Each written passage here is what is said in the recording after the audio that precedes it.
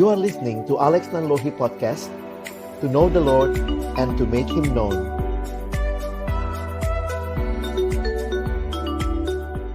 Thank you for the warm welcome. Saya bersyukur kepada Tuhan buat kesempatan boleh Tuhan berikan malam hari ini. Thank you buat teman-teman yang kasih kesempatan ini. Setiap kali lihat ada anak-anak muda yang hatinya boleh diserahkan kepada Tuhan untuk terus menyembah Tuhan, memuji Tuhan, bahkan juga mau hidup menurut apa yang Tuhan perintahkan, itu hati saya bergetar ya. Dan bersyukur kalau teman-teman malam hari ini juga boleh gabung. Saya pikir ini bukan rutinitas, tapi biarlah ini menjadi satu kairos buat kita untuk sama-sama menikmati Tuhan ya. Saya siapkan satu presentasi dan saya juga harap nanti ada waktu untuk kita tanya jawab. Ini tema yang gak mudah ya. Kenapa saya katakan gak mudah? Karena mungkin bagi sebagian dari kita dalam pergumulan untuk acceptance ini, masalah forgiven and forgive jadi satu bagian yang tentu setiap orang lewati begitu ya. Jadi saya coba bagikan apa yang menjadi prinsip kebenaran firman Tuhan. Nanti kita coba sama-sama lihat. Tapi saya harap ini bukan cuma jadi pengetahuan ya. Kalau ternyata dalam hidup kita masih ada hal-hal yang belum kita selesaikan dalam hal pengampunan ini, saya harap kita terbuka di hadapan Tuhan. Biarkan kebenaran demi kebenaran boleh memerdekakan hati kita, dan pemulihan itu boleh terjadi. Karena kita ada dalam satu situasi yang tentunya tidak sempurna. Kita ada di dalam dunia yang sudah jatuh dalam dosa, sehingga ini bagian yang jadi penting untuk sama-sama kita pikirkan. The power of forgiveness itu jadi satu hal yang saya pikir juga harusnya kita alami. Sesuatu yang harusnya membawa kita dalam kemerdekaan yang sejati. Saya mulai dengan rancangan Allah bagi kita ya. Melihat apa yang Tuhan rancangkan, maka kita tidak bisa menutup mata bahwa Alkitab bicara bahwa Allah menciptakan manusia, dan manusia diciptakan dalam relasi yang indah satu sama lain.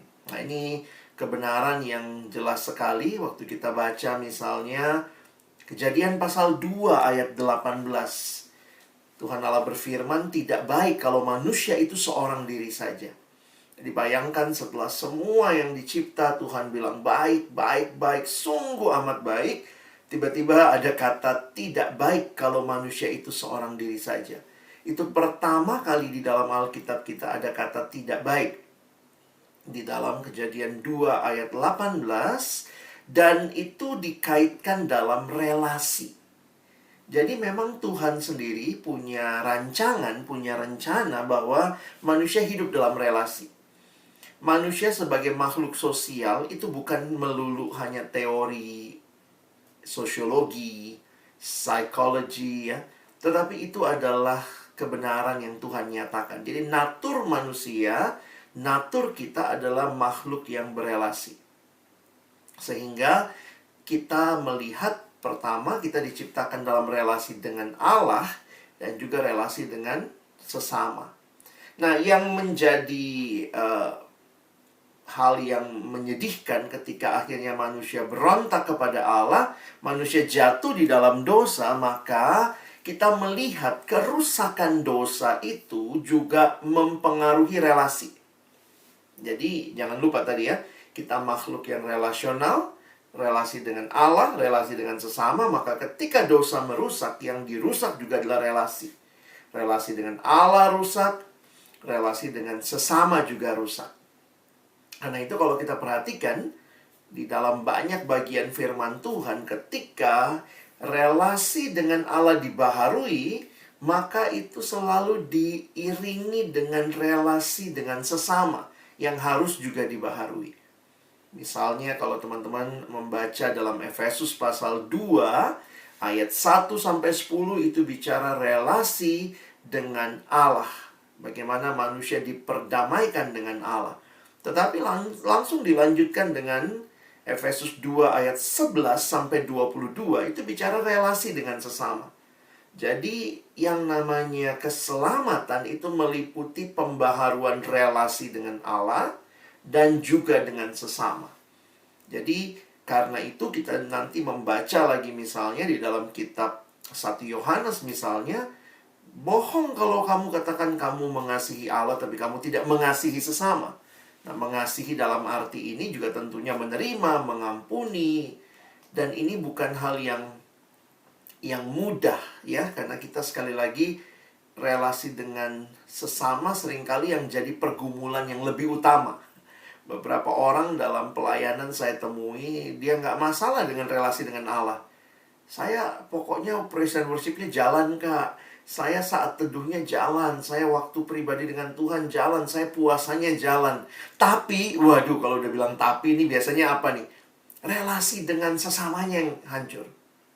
Saya masih belum bisa ampunin papa saya. Waduh, kamu begitu luar biasa, bisa mungkin berdiri jadi worship leader. Kalau di dalam pelayanan mungkin teman-teman yang di STT sudah bisa berdiri bawakan khotbah. Jadi relasi dengan Tuhan kayaknya very smooth, lancar, nyaman, aman. Tapi wah, saya susah banget Kak lupain kalau saya punya dendam sama teman. Nah, jadi saya ketemu hal-hal seperti itu dalam pelayanan, bahwa betulkah kita mengalami keselamatan yang sempurna ketika kita berkata kita mengasihi Tuhan, tapi kita tidak mengasihi sesama atau sulit mengampuni sesama. Nah, tentu ini pergumulan yang tidak mudah. Jadi kalian bisa perhatikan ya bagaimana keluarga yang Allah ciptakan dengan indah. Saya pikir unit terkecil yang Tuhan berikan buat kita tuh keluarga ya. Dan Kejadian pasal yang ketiga menuliskan juga bagaimana dosa juga masuk merusak relasi keluarga. Suami nyalahin istri, nunjuk gitu ya. Adam waktu ditanya, Adam kau makan buah pohon itu, perempuan yang kau tempatkan Tuhan di sisiku. Bahkan Kejadian pasal 4 menuliskan seorang abang, seorang koko, seorang kakak tega bunuh adiknya sendiri. Jadi memang kerusakan pertama itu di keluarga. Makanya saya juga makin menyadari ya, pelayanan keluarga jadi penting. Kalau teman-teman nanti berkeluarga juga, maka coba untuk bisa menghadirkan kerajaan Allah di dalam keluargamu ketika engkau bersama keluarga juga menyembah Tuhan, mengasihi Tuhan, melayani Dia. Jadi ini gambaran keluarga yang ada sekarang ya. Kalau lihat keluarganya Bart Simpson begitu, ya kita lihatlah itu relasi-relasi yang hancur, yang rusak, saling menyalahkan. Dan memang ini juga yang terjadi di tengah-tengah keluarga-keluarga yang mungkin ya tentu tidak ada keluarga yang sempurna. Tetapi juga dalam ketidaksempurnaan itu ada yang ketidaksempurnaannya parah gitu ya. Sehingga melihat orang tua berantem, begitu dekat dengan kehidupan, konflik, saling teriak satu sama lain, kekerasan dalam rumah tangga. Lalu juga seringkali yang jadi korban anak memang ya. Apalagi ketika terjadi misalnya perceraian, maka seringkali itu selalu korbannya adalah anak ya. Padahal mereka kan tidak memilih ada di keluarga yang seperti apa ya. Dalam arti ada tanggung jawab yang Tuhan berikan sebenarnya kepada orang tua. Jadi saya pikir ini juga jadi realita pergumulan kehidupan. Memang kalau dosen psikologi saya juga bilang gini ya, siapa yang paling mungkin menyakiti kita? Ya orang yang dekat dengan kita. Nah ini kalau kita bicara relasi dalam dunia yang berdosa ya, siapa yang paling mungkin menyakiti kita? Ya orang yang dekat sama kita.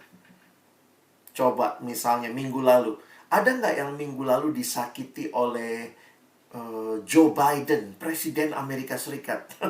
He is too far away, dia jauh banget. Siapa yang nyakitin kita minggu lalu? Mungkin papa kita, mama kita, kakak kita, adik kita, keluarga kita. Kalau kalian ada di kampus misalnya, yang mungkin menyakiti kamu adalah teman satu kamar, mungkin dosen, mungkin juga teman kakak tingkat, adik tingkat. Jadi memang ketika besi bertemu besi gitu ya, harusnya kan besi menajamkan besi, orang menajamkan sesamanya. Tetapi realitanya seringkali ya, yang tajamnya malah bukan menajamkan sesama, tapi saling menusuk begitu ya. Jadi itu realita yang kita alami, termasuk di dalam lingkungan-lingkungan yang paling kecil, yaitu keluarga maupun juga pergaulan dan kehadiran kita sehari-hari. Nah, belum lagi gitu ya, bahwa beberapa anak-anak yang mungkin mengalami akar pahit dengan masa lalu ya, mungkin pernah di-abuse, pernah juga mungkin mendapatkan kekerasan fisik dari orang tua, dan mungkin juga ada dengan kepahitan yang nggak bisa cerita keluar begitu ya, sehingga dipendam sendiri. Nah, itu keluarga hancur. Teman-teman juga tadi saya bilang juga ya, masalah persahabatan juga, ketika persahabatan yang juga kita sadari sudah jatuh dalam dosa, maka ketika bersahabat tidak menjadi sahabat tapi bisa jadi musuh, bisa jadi orang yang saling melukai, gosip begitu ya. Kalau yang perempuan mungkin seperti ini ya, kalau yang laki-laki lebih seru mungkin ya, bully, dan itu saya pikir dekat sekali dengan kehidupan keseharian kita. Mungkin nggak sampai berantem fisik, tapi ya mungkin juga terjadi ya. Saya juga sadar gitu, di STT banyak juga tuh yang berantem fisik gitu ya. Jangan pikir karena ada di sekolah teologi ya aman-aman aja. Kadang-kadang cara berbicara, cara meresponi orang lain tidak mudah. Jadi ini lingkungan-lingkungan terkecil kita yang mungkin terdampak ya dengan berbagai kerusakan ini. Nah, bagaimana kemudian kita melihat ya, bagaimana firman Tuhan? Saya cuma kutip 2 ayat ini saja. Ada banyak sekali ayat yang berbicara sebenarnya dari ajaran Tuhan Yesus, tapi saya mau coba angkat apa yang disimpulkan Paulus. Nanti kita akan lihat ya. Kita akan baca sama-sama Kolose pasal 3 ayat 12 dan 13. Karena itu, sebagai orang-orang pilihan Allah yang dikuduskan dan dikasihinya, kenakanlah belas kasihan, kemurahan, kerendahan hati, kelemah lembutan, dan kesabaran. Nah, ayat kuncinya 13. Sabarlah kamu seorang terhadap yang lain, dan ampunilah seorang akan yang lain apabila yang seorang menaruh dendam terhadap yang lain, sama seperti Tuhan telah mengampuni kamu, kamu perbuat jugalah demikian. Wah, gampang sekali bacanya ya, tapi menghidupinya nih sulit. Mungkin bukan cuma sulit, bahasa Inggrisnya sulit ya. Saking susahnya. Nah, realitanya adalah ini tema kita ya, forgiven and forgive. Sebagaimana Tuhan telah mengampuni kamu. Nah, mari kita lihat sebentar apa sebenarnya yang Paulus sampaikan. Paulus sedang berbicara tentang manusia yang baru. Ini yang jelas teman-teman bisa pahami, bahwa di dalam Kristus kita punya identitas yang baru. Dan Paulus mencoba menggambarkannya dalam bahasa yang menarik sebenarnya. Paulus menggunakan bahasa seperti orang ganti baju. Ya. Jadi ada hal-hal yang harus dikenakan. Ya. Ada hal-hal yang harus dikenakan. Nanti sebenarnya kalau teman-teman lihat di bagian atasnya ada hal-hal yang harus ditanggalkan. Bahkan Paulus di Kolose menggunakan istilah matikanlah. Jadi itu jelas sekali menunjuk kepada satu realita kehidupan yang harus matikanlah begitu ya. Nah, kita lihat sebentar. Dalam identitas yang baru yang kita kenakan adalah orang-orang pilihan Allah yang dikuduskan dan dikasihinya. Nah, kalau sudah begitu, ya kita ini sudah harusnya mirip-mirip dengan Tuhan dong ya. Karena kita telah dikuduskan, telah dikasihi. Maka kehidupan manusia baru, apa yang dikenakan? Kenakanlah belas kasihan, kemurahan, kerendahan hati, kelemah lembutan, dan kesabaran. Di dalam bagian lain, Paulus menggambarkan semua istilah ini dengan istilah kasih. kasih itu sabar, kasih itu lemah lembut, kasih itu murah hati. Jadi gambaran tentang kasih yang dilakukan, love in action. It's not only love in concept. Love is the verb. Kasih itu kata kerja, ya, bukan kata benda. Jadi kalau kita perhatikan, yang mau digambarkan di sini adalah sesuatu kehidupan yang berubah karena kasih kita alami, maka itu pun yang mengalir keluar dari hidup kita.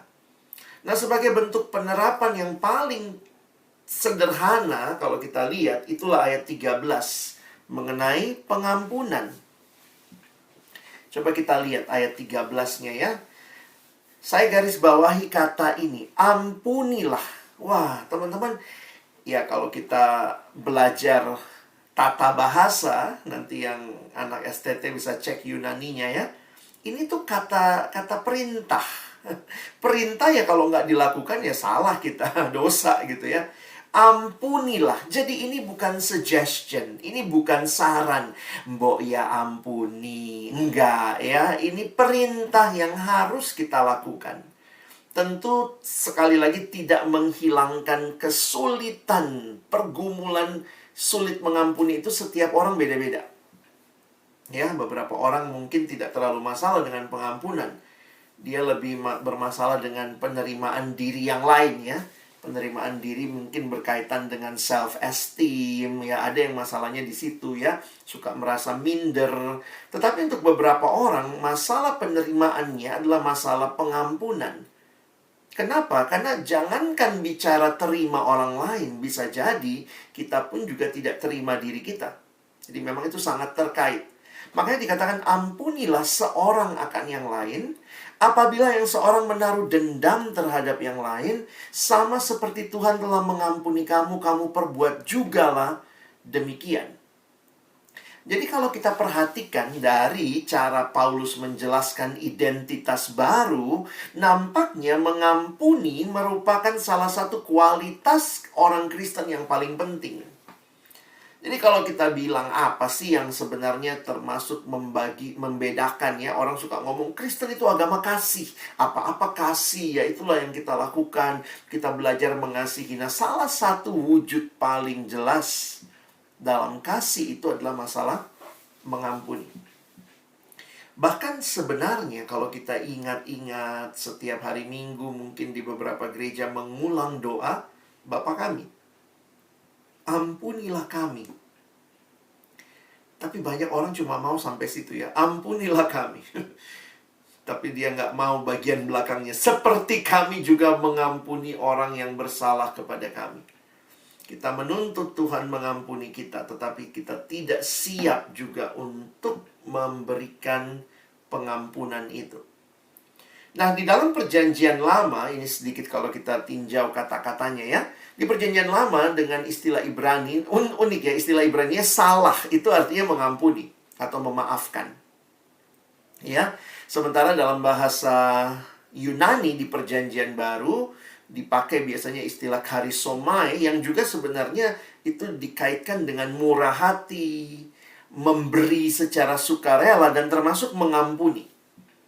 Nah, jadi perhatikan tadi ya, ampunilah itu sebuah perintah.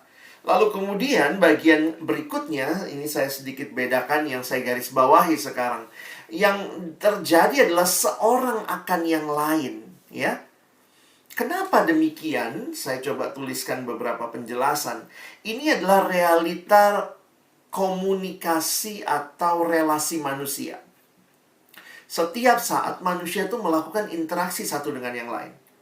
Dan hasil interaksi ini dapat positif, dapat pula negatif. Nah, hasil interaksi yang negatif dapat menimbulkan, ya kita sadar, salah paham, sakit hati, marah, perkelahian.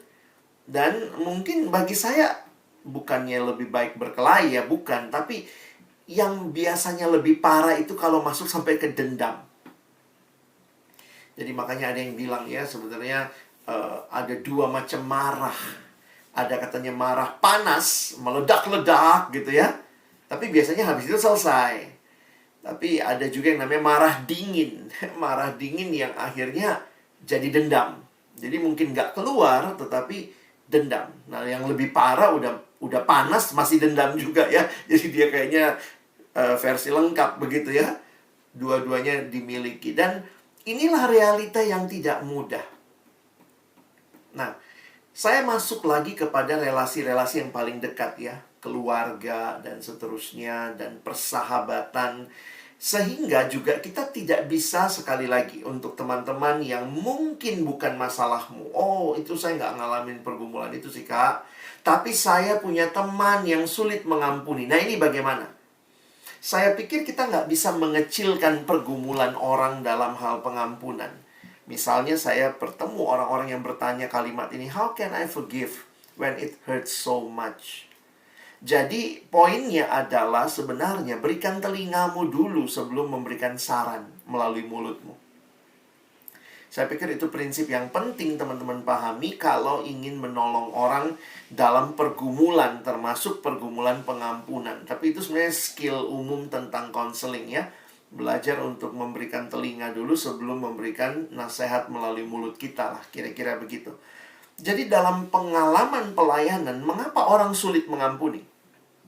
Untuk beberapa kasus adalah contohnya faktor-faktor yang membuat orang sulit untuk mengampuni adalah mungkin pernah dilukai atau telah dilukai hingga cacat.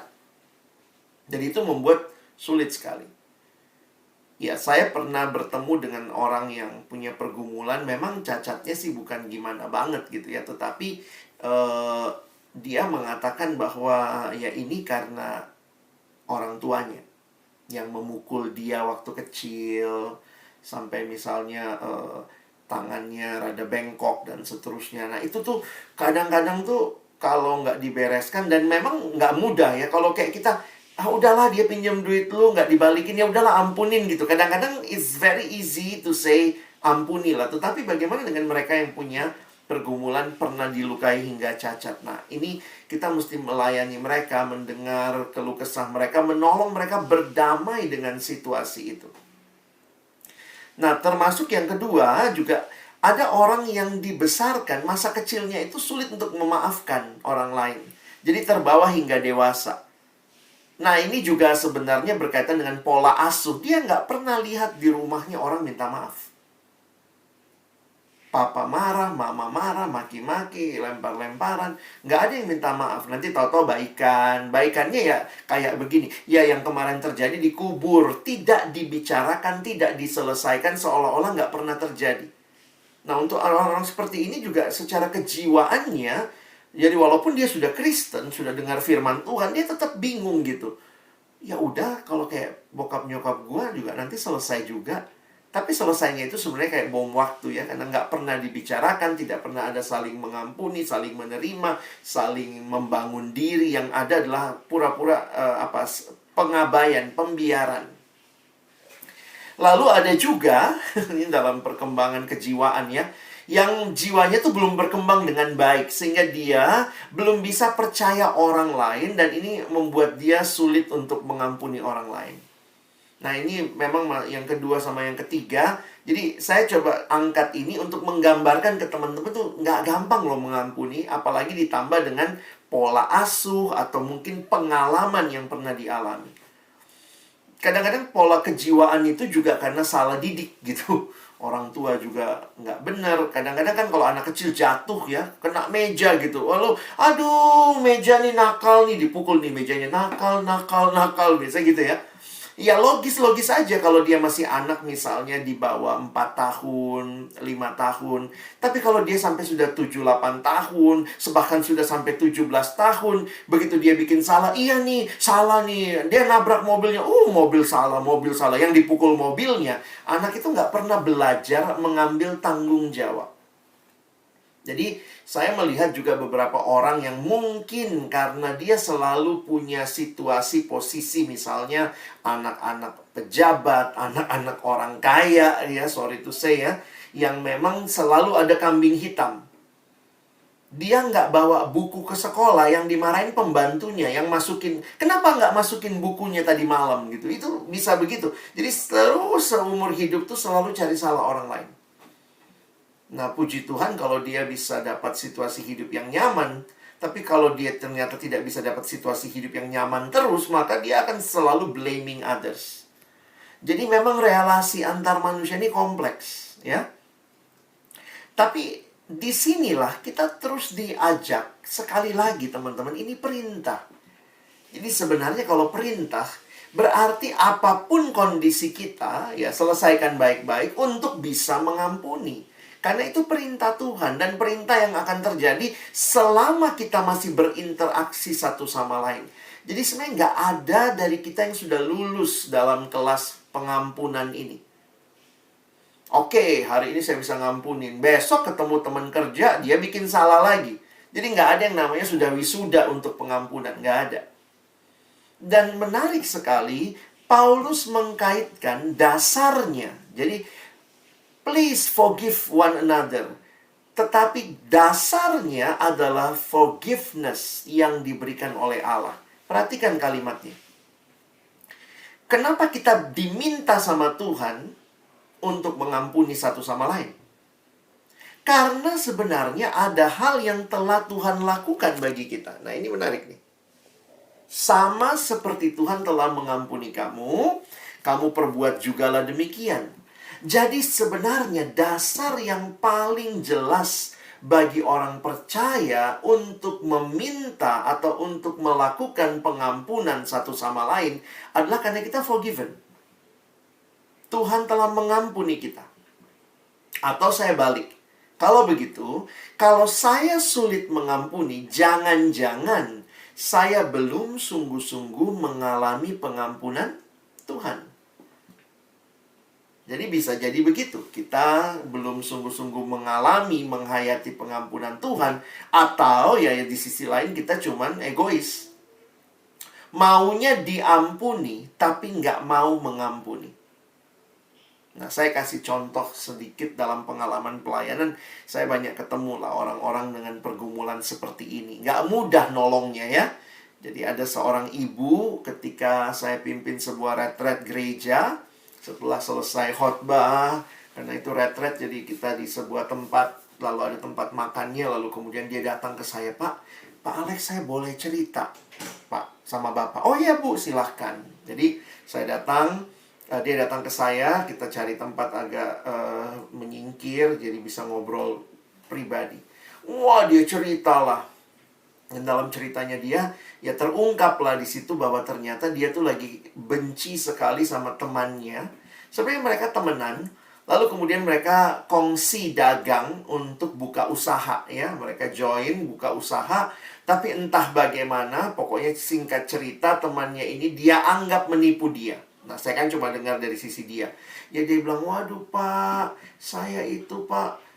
Jadi waktu dia sharing sebenarnya menarik juga ya. Waktu dia sharing ke saya, tiba-tiba dia bilang, begini Pak, saya itu orang baik. Wih, kaget saya ya. Dalam hati saya, kalau orang baik ngapain sharing gitu ya. Sudahlah, pulanglah dengan damai sejahtera. Tapi dia sedang menampilkan, saya itu orang baik Pak. Lalu kemudian, dan ibu ini penampilannya sangat Kristen ya. Salib gitu ya.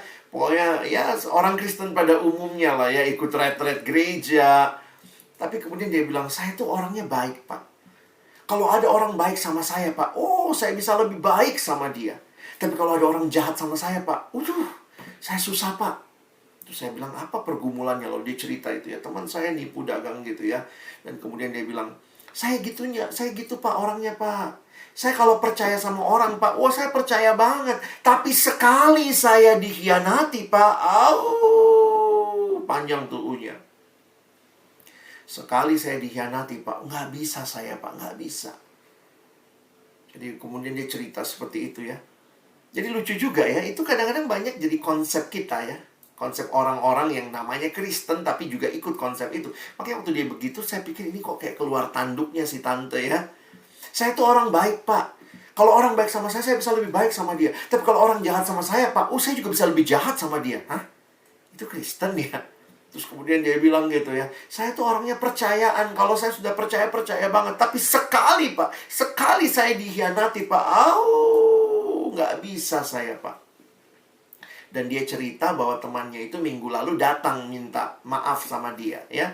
Tapi dia bilang, wah saya nggak bisa Pak. Dia mau datang minta maaf biar dia cium kaki saya Pak. Nggak bisa Pak, saya susah orangnya Pak. Nah itu kalau datang ke kita hamba Tuhan, kita bingung juga kan. Dia maunya apa? Dia maunya saya dukung dia kali ya. Iya Bu, betul Bu, lakukan terus gitu ya. Tapi ya saya hamba Tuhan, saya nggak bisa. Saya harus kembali ke firman gitu ya. Nah saya bilang juga sama dia, tentu dengan bahasa yang saya juga lupa persisnya, tapi paling tidak lebih sopan lah ya.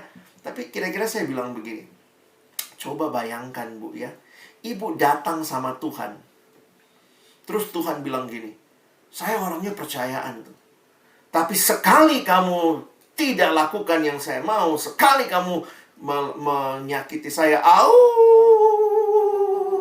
Tuhan panjang banget punya kali ya, nggak bisa saya. Saya bilang iya ya, kalau aja Tuhan begitu sama kita, habis kita, selesai kita. Jadi disinilah saya ingatkan ya kepada ibu itu, ketika engkau masih minta diampuni, sebenarnya itu jadi satu bagian hidupmu untuk tetap mengampuni. Karena nggak bisa kita cuma minta, Tuhan ampuni saya nggak mau mengampuni sesama. Nggak bisa. Makanya ketika kita mengalami karya salib, kalau saya melihat, sebenarnya salib ini menarik ya. Ada unsur vertikal, relasi dengan Allah dibaharui, tapi juga relasi dengan sesama. Dan pengampunan yang Yesus berikan kepada kita menjadi dasar yang sangat penting untuk kita juga belajar mengampuni orang lain. Dan kuasa pengampunan itu saya pikir datang dari hidup yang telah diampuni. The power of forgiveness comes from Jesus' forgiveness for us. Sehingga kita bisa mengampuni orang lain. Nah ini teman-teman sekali lagi nggak mudah. Kenapa saya katakan nggak mudah? Karena sekali lagi realita hidupnya mungkin sangat menyedihkan. Tetapi di dalamnya saya ingatkan. Tidak mudah bukan berarti tidak mungkin. Karena kuasa Allah menolong kita.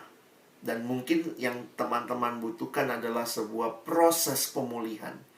Saya harus katakan, dalam banyak kasus yang saya coba perhatikan, ya itu butuh waktu ya. Butuh waktu.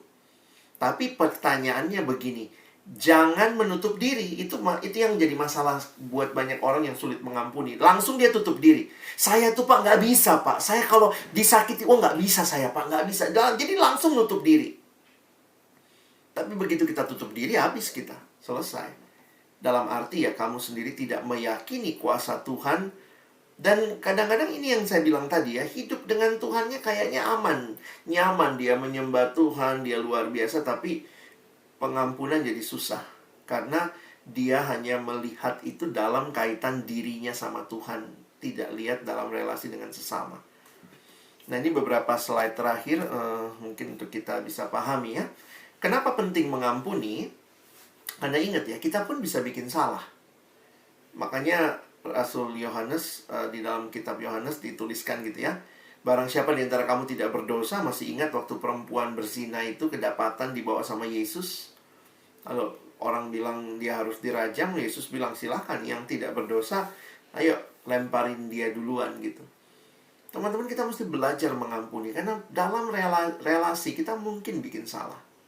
Kita pun bisa. Jangan cuma bilang, wah semua orang bikin salah sama saya. Ya, jangan-jangan kamu tidak sadar diri aja.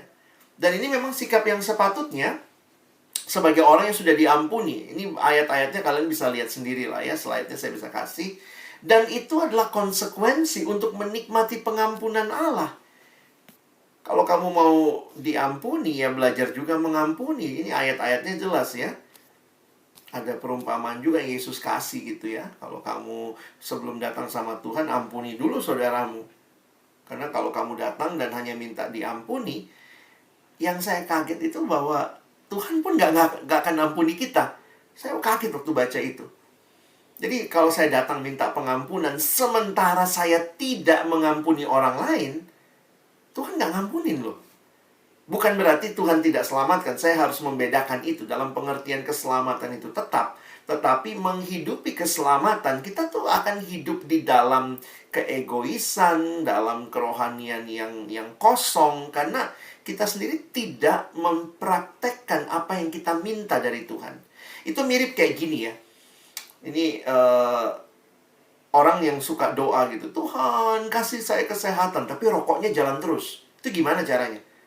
Mau minta Tuhan, jadi kadang-kadang kita berharap Tuhan melakukan sesuatu melampaui pilihan-pilihan salah yang kita buat. Padahal kita udah jelas-jelas memilih yang salah. Itu jangan mempermainkan Tuhan dong. Minta doanya, minta kekudusan, tapi pornografi di-download terus. Jadi kadang-kadang saya pikir kita nggak serius nih. Banyak hal kita minta sama Tuhan. Dan mungkin Tuhan bisa, ya kalau Tuhan bukakan sama kita, kamu nggak serius mintanya, kamu sendiri nggak hidupin gitu ya. Oke, jadi pentingnya mengampuni, saya lanjut lagi, ini diperlukan dalam hidup persekutuan. Karena kita tidak hidup sendiri, kita butuh satu sama lain. Dan ini juga penting bagi hidup sosial dalam arti masyarakat secara umum. Dan, nah ini yang terakhir mungkin yang menarik ya, ini juga baik untuk kesehatan jiwa dan badan teman-teman ya. Kenapa? Karena memang bayangkan ya, ketika kita sulit mengampuni, wah dendam yang muncul, itu bisa bikin kita nggak bisa tidur loh. Orang yang kita dendamin itu tidur nyenyak, kita nggak tidur. Kan bodoh banget ya. Jadi nggak sehat jiwanya, badannya. Begitu lihat orang langsung kemudian bayangannya mau mukul, mau apa. Jadi nggak sehat untuk kesehatan jiwa maupun badan kita. Jadi saya simpulkan begini, forgiveness ya, pengampunan itu bisa mentransformasi pertama relasi dengan Tuhan, relasi dengan sesama, dan bahkan relasi dengan diri sendiri. Ya. Nah, jadi bagaimana bisa mengampuni? Mungkin bagian yang perlu kita lihat ya. Nah, melihat hidup dalam perspektif Allah. Masih ingat kisah Yusuf? Saya kalau jadi Yusuf itu ya pasti dendam banget sama abang-abangnya ya. Tapi waktu dia lihat hidup dalam perspektif Allah, dia bisa lihat bahwa ini jadi cara Allah membawa dia ke Mesir di puncak kedudukan itu. Jadi makanya kalau saya lihat begini ya, jangan lihat hidup itu hanya 1-2 masa. Coba belajar lihat keseluruhan dan lihat dari perspektif Allah. Memang kadang Tuhan belum bukakan. Jangan lupa loh, Yusuf itu baru bisa ngomong rencana Tuhan di akhir hidupnya. Waktu dia sudah mau mati, dia bilang, kamu mereka-rekakan yang jahat, tapi Allah merancangkan untuk kebaikan. Jadi saya sadar betul, pasti Yusuf juga bergumul. Kadang-kadang karena kita nggak baca ceritanya, kita nggak diceritakan detail ya, kita pikir Yusuf nggak bergumul. Misalnya waktu dia dibuang sama saudaranya di sumur, apakah Yusuf ngomong, buang aja, ini rencana Tuhan, ayo buang, asik, buang gitu. Digoda tante Potifar, ayo tante goda, ini rencana Tuhan. Saya pikir Yusuf melaluinya dengan pergumulan, tetapi dia tidak melihat hidupnya hanya sekadar dari perspektifnya dia. Termasuk dia bisa mengampuni saudaranya, tentu mengampuni Potifar dan istrinya, begitu ya. Nah, lalu relasi dan kasih lebih penting dari rasa ego, masih ingat anak yang hilang? Miliki kemurahan hati Bapa, miliki kesadaran akan kasih Kristus. Nah, kalau kita ingat di salib itu, kita baru selesai Jumat Agung Paskah, Yesus sendiri berkata, ampunilah mereka. Jadi kita bilang, jangan ngomong saya anak Tuhan, saya mirip Yesus, tapi mirip nggak dalam pengampunan? Nah, ada yang nanya, jadi bagaimana Kak memulainya? Saya dengan sederhana mengatakan, untuk memulainya, paling tidak ingat yang Tuhan ajarkan. Salah satu cara terbaik untuk mengampuni, mulai dengan mendoakan. Kalau saya belum bisa, ada yang bilang, Kak, saya belum bisa ketemu, lihat mukanya pun saya belum bisa. Mulai doain. Sebut namanya dalam doamu. Doanya seperti apa, Kak? Paling tidak begini, Tuhan, saya masih benci sama dia, tapi Tuhan tolong, pasti bukan ini yang Tuhan mau. Sebutkan namanya, katakan perasaanmu yang jujur, dan minta Tuhan ubahkan perasaan itu. Dan belajar mengasihi. Kalau sudah siap ya, temui dia. Kalau ketemu jangan lari, dalam arti jangan bersembunyi atau jangan kayak menghindar dari masalah. Karena apa? Saya melihat kalimat Yesus. Kasihilah musuhmu. Waduh, musuh dikasihi. Lalu dia bilang, dan berdoalah untuk mereka yang menganiaya kamu. Jadi gimana tuh teman-teman? Kalau untuk musuh saja kita harus melakukan itu, saya pikir orang yang sulit kita ampuni juga kan itu kategorinya musuh ya. Ya mari mulai berdoa, pakai apa yang Tuhan bilang, dan mulai mengasihi. Dan bagaimana bisa mengampuni? Ingat ya, kamu dan saya harus bertumbuh. Karena dengan kita bertumbuh semakin serupa Kristus, kita makin bisa belajar melihat hal-hal apa yang harus kita tinggalkan dan hal-hal apa yang harus kita bangun.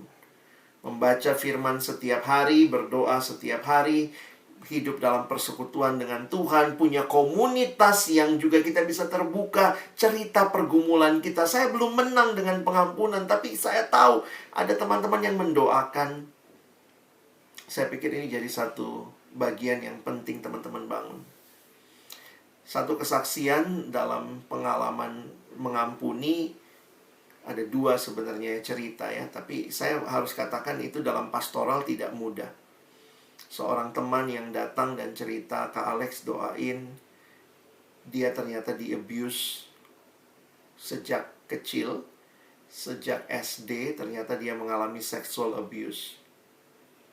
Dan pengalaman itu sangat menyedihkan karena dia laki-laki, di-abuse-nya oleh laki-laki juga. Dan ternyata itu adalah omnya sendiri yang tinggal di rumahnya sejak kecil. Dan pengalaman itu membuat anak ini, mungkin kita pikir, dalam nama Yesus selesai ya. Tapi, dia hidup dalam pergumulan yang sulit sekali. Kadang-kadang tidur, mimpi buruk. Dia bilang dia kadang bangun tengah malam teriak-teriak. Jadi pengalaman itu, dia banyak ditolong hamba Tuhan, ikut konseling dan segala macam. Ya, tapi semua proses itu Tuhan pakailah untuk membangun dia. Saya jadi salah seorang teman doanya.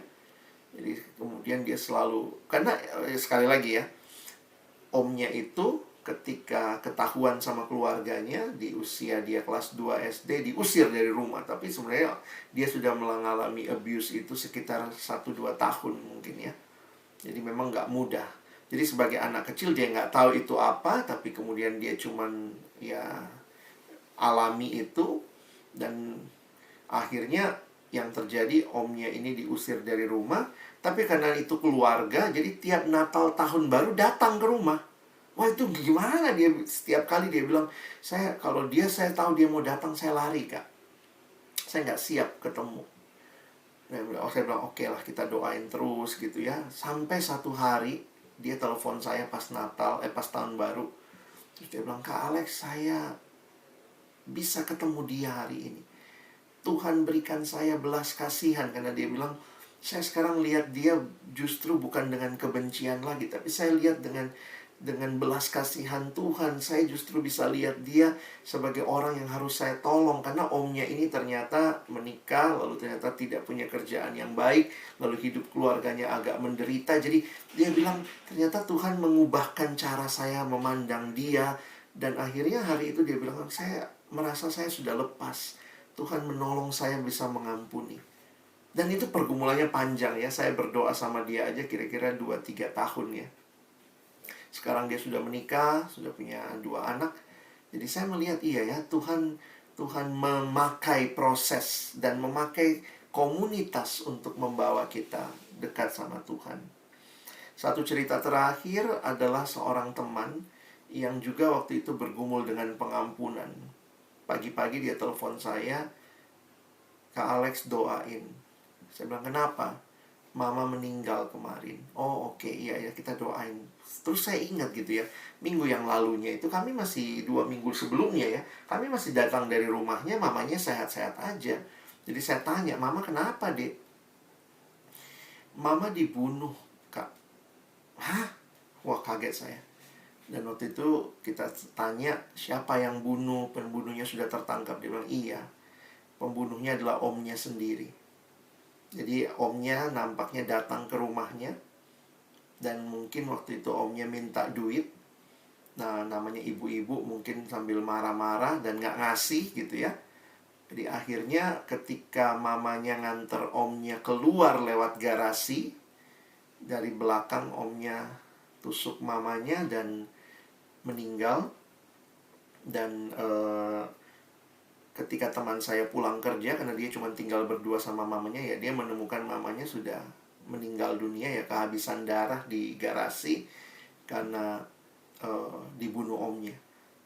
Wah, itu nggak mudah tuh pergumulan. Nah, karena akhirnya omnya diproses oleh kepolisian, tetapi kan namanya, sekali lagi, ini namanya keluarga. Jadi di masa-masa berikutnya, tiap kali ada acara atau apa tuh, mungkin dipenuhi rasa bersalah, istri omnya ini datang dengan anaknya. Jadi dia bilang, "Kak, bayangin ya, setiap kali saya lihat anaknya om saya, mukanya mirip sekali sama bapaknya, tambah benci saya." Itu nggak mudah, teman-teman.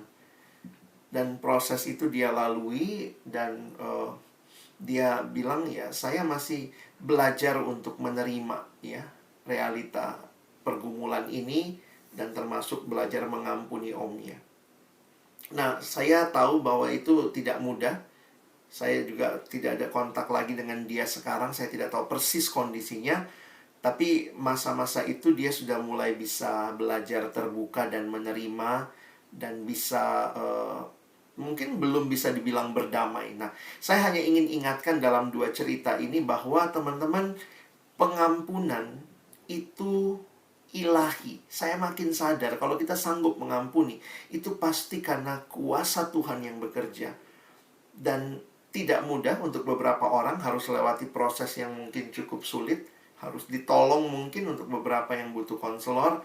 Tetapi disinilah kita melihat semua yang teman-teman dan saya butuhkan sebenarnya Tuhan sudah berikan. Yaitu apa? Pengampunan dari Dia atas semua hal yang juga sudah menyakiti hati Dia. Dan dengan pengampunan itu, Tuhan mau kita pun belajar saling mengampuni. Jadi saya harap ini bisa jadi materi yang menolong, dan silakan kalau ada yang mungkin mau didiskusikan, silakan.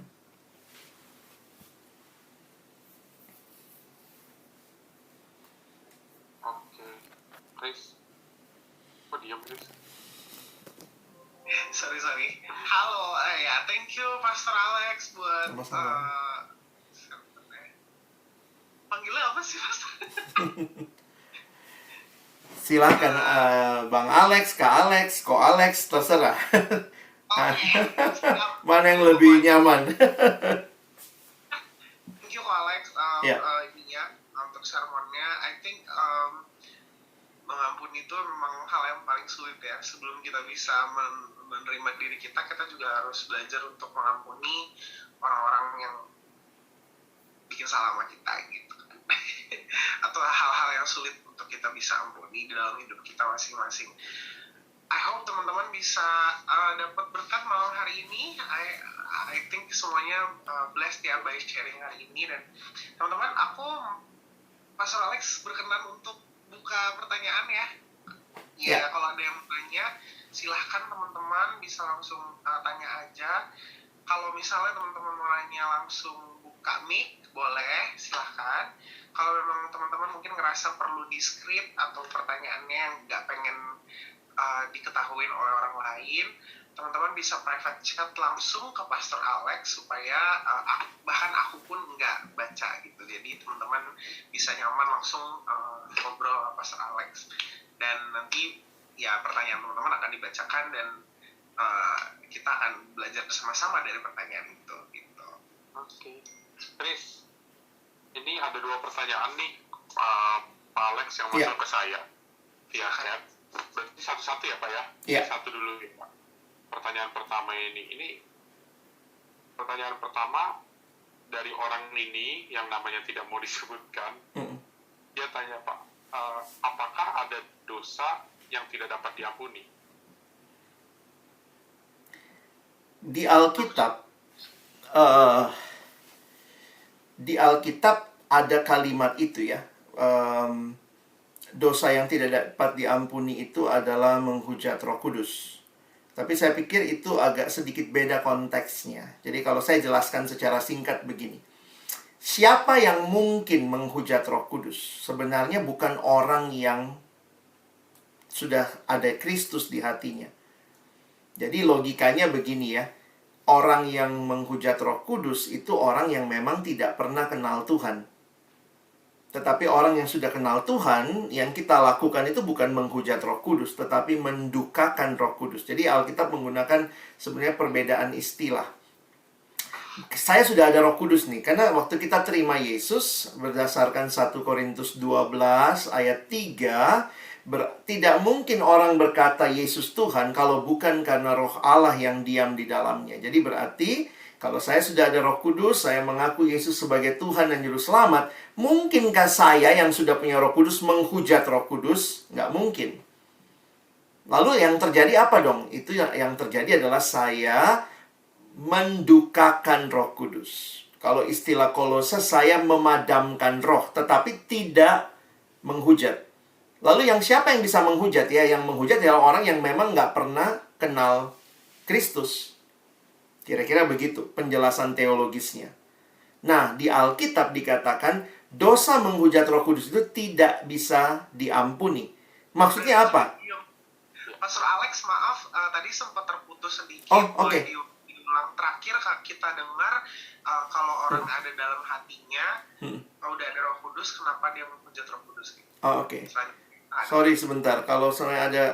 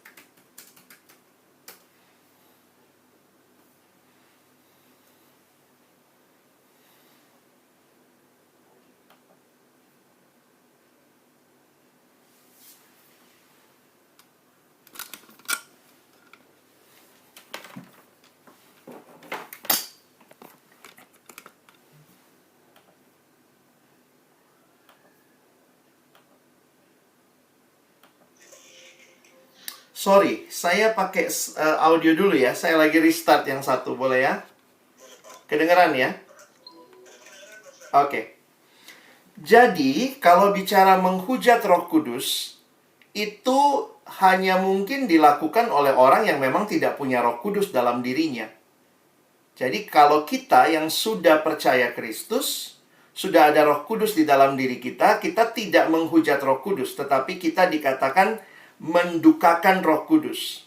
Atau kalau pakai bahasa yang lain, misalnya di dalam kitab Kolose, Paulus katakan jangan padamkan roh. Jadi itu perbedaan teologis ya. Nah, jadi makanya orang yang memang tidak selamat, ya kalau kita pakai istilah itu, mereka yang menghujat Roh Kudus ya, mereka tidak bisa diampuni. Kira-kira seperti itu. Selain menghujat Roh Kudus, ada lagi nggak, Pastor? Ada lagi nggak kok dosa yang nggak bisa diampuni? Apakah semua dosa bisa diampuni? Saya percaya semua dosa bisa diampuni dalam pengertian bahwa karya Kristus sanggup untuk membawa kelepasan bagi kita. Makanya bagi yang percaya ya karya Kristus ya dia mengampuni semua dosa kita. Jadi jangan terlalu pikir, aduh nanti saya menghujat Roh Kudus. Kalau kamu orang percaya, kamu tidak sedang menghujat Roh Kudus. Yang menghujat Roh Kudus itu memang orang yang nggak percaya. Dengan bahasa teologisnya gini, orang yang dengan sadar terus-menerus menolak karya Roh Kudus dalam hidupnya, itulah yang disebut menghujat Roh Kudus. Makanya bukan kita yang percaya. Kalau kita yang percaya, Roh Kudus bicara, terus kita bilang, enggak, saya lebih pengen pornografi daripada ikut kehendak Roh Kudus. Nah, yang kita lakukan itu bukan menghujat, kita sedang mendukakan Roh Kudus. Tapi Roh Kudus tidak meninggalkan kita. Makanya Tuhan mau ya kita terus datang kepada Dia, minta ampun di hadapannya gitu. Jadi nggak ada dosa yang tidak bisa diampuni bagi orang percaya. Oke, jadi pastikan teman-teman udah percaya dan udah Roh Kudus dalam hatinya gitu ya. Jadi semua dosa udah bisa diampuni. Tapi ya bukan segampang. Ya. Baik, mungkin kita harus mempekerjakan keselamatan kita gitu. Nggak mungkin kita ketika kita udah punya Roh Kudus dalam hati, kita mau mendukakan Roh Kudus terus gitu. Tapi percayalah kalau yang aku percaya setiap pengampunan itu selalu ada di hadapan Tuhan. Itu Pak Daniel. Silahkan ada pertanyaan berikutnya mungkin. Nggak ada. Ada satu lagi nih yang masuk. Iya. Ini dia kasihnya dalam satu paragraf sih, jadi nggak tahu nih dia maksudnya mau menyambungkan pertanyaan ini atau enggak. Oke. Tapi pertanyaannya gini, dalam proses pengampunan, bagaimana kita bisa membedakan dendam itu hanya terkubur sebagai bom waktu, atau kita benar-benar sudah mengampuni? Lalu gimana kalau dalam penyelesaian masalah untuk bisa mengampuni, pihak lain memutuskan untuk udahlah lupain aja tanpa penyelesaian, padahal kita mau menyelesaikan? Apakah akhirnya kita juga jadi nggak bisa menyelesaikan juga? Oke. Mungkin saya jawab dulu yang kedua. Saya coba share screen lagi ya. Sebenarnya ada sedikit perbedaan kalau kalian lihat dengan yang namanya rekonsiliasi. Nah, ini sedikit bisa dipahami ya. Bentar. Pengampunan itu tidak sama dengan rekonsiliasi. Karena rekonsiliasi itu terjadi, hubungan baik itu kembali berhubungan baik lagi kedua belah pihak. Nah, jadi dalam realita kehidupan, Tuhan perintahkan sama kita itu bukan rekonsiliasi, tetapi mengampuni. Maksudnya apa? Saya kasih penjelasan dulu ya. Rekonsiliasi itu dua arah. Kita mengampuni, orang lain mungkin minta ampun atau minta maaf gitu ya. Sedangkan rekonsiliasi itu kan harus dua arah. Sedangkan di Alkitab pengampunan itu nggak harus dua arah. Nah, makanya kalau kita lihat rekonsiliasi di Alkitab itu kalimatnya adalah kalimat suggestion. Sedapat-dapatnya, kalau hal itu bergantung kepadamu, hiduplah dalam perdamaian dengan semua orang. Tetapi, buat kita yang disakiti, kita yang mungkin dirugikan, bagian kita mengampuni. Soal orang itu sadar dia nyakitin kita atau tidak, itu bukan urusan kita. Tapi kalau pun kita usahakan, dia sadar, dia minta maaf, kita ampuni, terjadi rekonsiliasi. Nah, logikanya begini, rekonsiliasi tidak selamanya bisa terjadi. Maksudnya apa? Saya kasih contoh ya. Ada seorang anak, ini cerita real ya. Anak ini besar dengan pergumulan gambar diri karena dia cacat. Nah, ternyata di usia remaja, jadi dia perempuan cacat, tangannya nggak sempurna, dan kakinya nggak sempurna. Jadi agak timpang, tangannya jarinya nggak lengkap. Ternyata waktu dia tahu di masa remaja, jadi dia udah minder. Pas di masa remaja dia tahu bahwa ternyata, ini gara-gara tantenya waktu marah tiba-tiba ngomong, "Dasar kamu memang ya, kamu anak bawa sial itulah. Makanya dulu mamamu pengen gugurin kamu." Jreng-jreng, dia tahu ternyata mamanya itu mau menggugurkan kandungan. Karena itu minum obat-obat.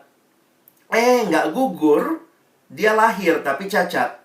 Jadi bayangkan sudah minder karena kecacatannya. Ternyata dia tahu lagi di usia remaja seperti itu. Dan dia jadi sadar bahwa ternyata mamanya cuma hidup sama dia. Jadi mamanya ini ditinggal oleh suaminya, papanya dia. Jadi akhirnya mamanya besarkan dia sendiri. Nah, dia itu benci sekali sama mamanya sejak itu. Sulit sekali dia ngampunin mamanya. Mamanya selalu minta maaf, ya cerita lah bagaimana mamanya berjuang segala macam. Tapi anak ini namanya anak remaja dikuasai oleh kebencian. Singkat cerita, dalam kebencian itu ternyata mamanya meninggal.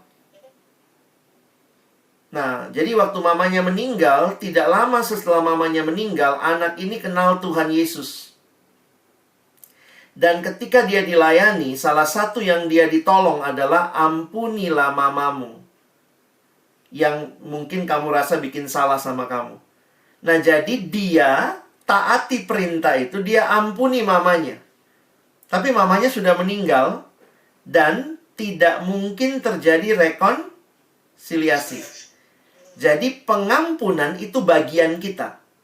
Rekonsiliasi itu kadang Tuhan izinkan, kadang tidak.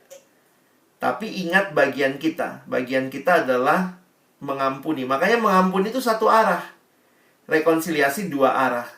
Nah, rekonsiliasi di Alkitab itu diusahakan sedapat-dapatnya, tapi bukan perintah. Kira-kira begitulah penjelasan teologisnya. Thank you, Pastor Alex. Ya. Ada lagi, Kurniel?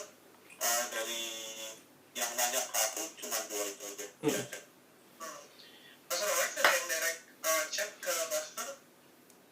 Kalau akun yang saya yang satu belum bisa join, jadi mungkin kalau yang ini nggak ada. Oke, baik. Sepertinya sudah cukup ya. Oke. Oke, baik. Teman-teman, aku harap kalian semua diberkati, aku pun diberkati. Karena kadang, mungkin mau nanya sekalian ya, Pastor. Boleh nggak? Iya, silakan.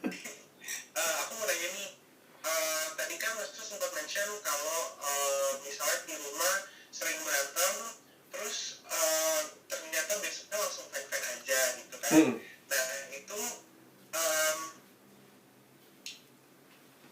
aku dalam state dimana aku ngerasa aku udah ngelakuin, tapi di saat yang sama aku kayak ngerasa baik-baik aja gitu kan. Cuman ketika berada dalam setting yang bareng-bareng dalam keluarga gitu, ada kadang kayak aku ngerasa kok kayaknya aku jadi gampang marah gitu ke aku gitu ya, konteksnya seperti itu. Padahal sebenarnya aku udah sayang dan merasa sudah mengampuni. Apakah itu jadi kayak sindrom bawaan karena kebiasaan di keluarga, atau apakah masih ada yang belum aku tahu yang harus aku ampunin sama Tuhan gitu? Iya, ini menarik ya. Realitanya kita itu punya pola yang biasa kita lakukan di keluarga kita masing-masing. Nah, pola-pola itu yang kita sebenarnya harus jadi gini, bayangkan kalau kita udah hidupi pola seperti itu sekian lama. Jadi kita kan kalau ada apa-apa selesai, lalu kita rasa fine-fine aja, tapi ternyata kayak besoknya kayak sebenarnya udah kelar belum sih gitu ya. Jadi itu kan pola berulang. Nah, pola berulang itu bisa juga menciptakan sebuah perasaan aman aja, nyaman aja. Nah, saya pikir di sini perlu pengenalan konteks juga ya. Yang ternyata begini, kalau yang jadi masalah berulang-ulang itu ternyata sesuatu yang tidak tepat atau sesuatu yang memang menyakitkan, ya itu harus kita tanda kutip lah bereskan ya. Tapi kalau ternyata itu cuma apalah ya, saya nggak bilang cuma juga, tapi kayak itu cuma hal yang mungkin boleh dikata sepele kali ya. Nah, itu perlu kita. Jadi misalnya gini, di keluarga tertentu pegang kepala tuh sepele. Tapi di keluarga tertentu pegang kepala tuh nggak boleh misalnya. Nah, itu yang kita mesti sadari nih. Apakah itu buat orang itu masalah atau tidak? Nah, memang ini perlu keterbukaan ya, karena begini, saya kasih contoh ya. Beberapa orang dalam kasus bullying itu yang satu ngerasa gue cuma bercanda, Kak. Misalnya gitu, Kak, gue cuma bercanda kok, nggak ada maksud. Tapi yang satu ngerasa dibully. Nah, itu yang aku bilang gini, kalau bercanda harusnya dua-duanya ketawa dong. Kalau yang satu nangis, yang satunya ngerasa down, itu bukan bercanda. Nah, jadi itu yang kadang-kadang gini, polanya apa nih? Yang diberantemin apa? Jangan-jangan untuk yang satu it's no problem, buat yang satu problem gitu. Nah, aku nggak tahu yang Chris alami di rumah pergumulannya apa nih. Yang langsung mungkin buat orang rumah, ya elah cemen amat gitu doang gitu. Tapi buat kamu, ini nggak bener nih. Nah, jadi kadang-kadang kamu yang bawa perasaan itu terus, dan kamu juga nggak pernah ungkapkan, nggak pernah cerita sama yang lain di keluarga. Jadi bisa jadi ya udah kamu hidup dalam perasaan yang gimana ya gua ya. Tapi di situ jadi menurut saya gini, bukannya Tuhan kurang bekerja, yang terjadi kita yang kurang komunikasi kali ya, supaya bisa lebih jelas ini apa namanya gitu. Nah, tapi it's a family ya. Thank you loh, Pastor. Ternyata bukan kurang apa tapi emang kurang komunikasi ya. Jadi memang harus terbuka ya. Iya. Garis-garis sih ya, kalau misalnya bercanda, ya dua-duanya harus ketawa. Kalau misalnya salah satu ada yang nangis, yang nganggap bercanda harus minta maaf. Gitu kan. Iya, harusnya begitu.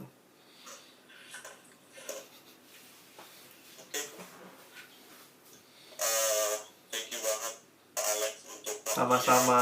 hari ini, bahkan udah sampai mau untuk tanya jawab sama kita. It's okay. My pleasure. Teman-teman yang lain juga. Ya.